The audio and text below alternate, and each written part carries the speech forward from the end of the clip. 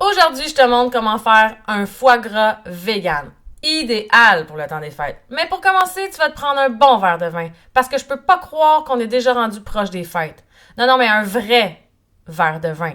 Genre, tu sais. Hey, santé, gang. On commence ça.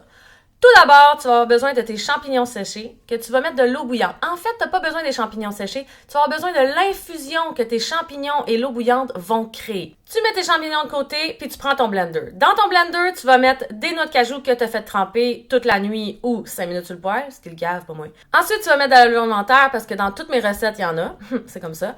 Un mélange d'épices, dont un mélange de 5 épices. Si tu as les 5 épices, tu prends les 5 épices. Moi, je l'ai acheté toute faite. On ajoute 3 cuillères de miso blond. Si tu as du miso foncé, ça marche aussi, c'est juste la couleur qui va changer. Ensuite, du concentré de tomate, un petit peu d'agar-agar, de l'huile de coco extra vierge qu'on a fait fondre un petit peu.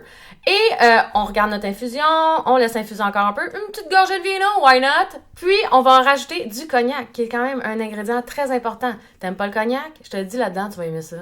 Tu mets 2 à 3 cuillères, hein, tu y vas comme tu le sens.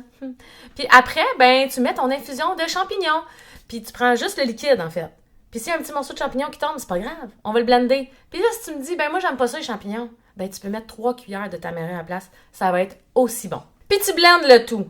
Comme s'il n'y avait pas de lendemain. Tu peux le blender 1, 2, 3 fois. Tu veux que ça soit lisse. Tu vois, je l'ai blendé une fois.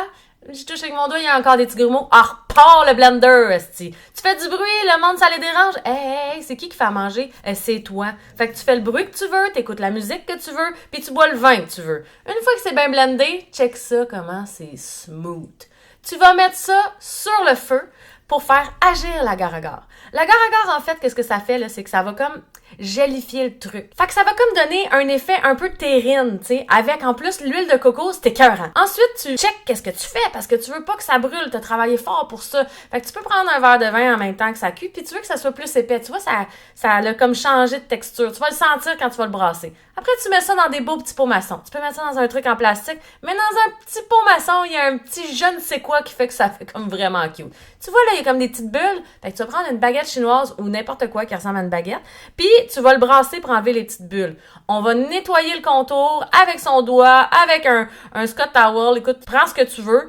On veut que ça soit clean parce que ça fait des très beaux cadeaux. Ouais. Tu dis, hey, moi, j'ai emmené du foie gras. Tu sais comment ça coûte, du foie gras? Ben là, c'est comme pas du foie gras, là, parce que ça, c'est un peu dégueulasse quand tu penses à ça.